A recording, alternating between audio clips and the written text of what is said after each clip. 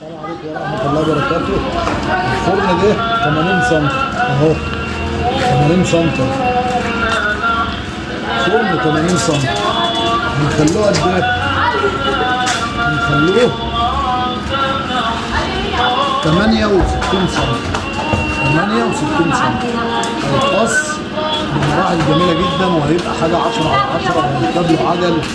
والبوز ده اهو كمان بتاع الخرطوم ده اهو هيبقى الناحية دي. شغل بقى هنفكه تاني خالص وبعد كده هنجمعه تاني وهنبقى نوريه لكم.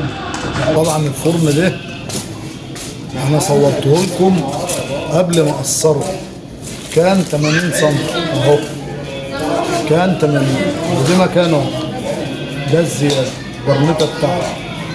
بعد كده ما شاء الله قصرته اهو بقى 69 سم، يعني بقى 70 سم، يعني اتقص دخل عملية التجديد تاني خالص وبقى صغير اهوت ما شاء الله، وبقت حاجة 10 على 10. زائد كمان ان الخرطوم كان من هنا نفس الخرم اهو القديم، وخليته انا من هنا. خليته من هنا ليه؟ علشان البلكونة ضيقة والخرطوم يبقى قدام ما يتكسرش ولا يسرب بعض. ولو في اي استفسار تقولوها لي. دلوقتي الفرن بقى 70 سم بعد ما كان 80 و85 سم. دلوقتي في اي حاجه تتغير انت في اي بلكونه.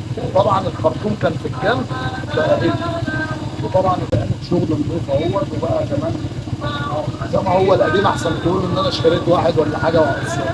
لو في اي حاجه تحت امركم، والسلام عليكم ورحمه الله وبركاته.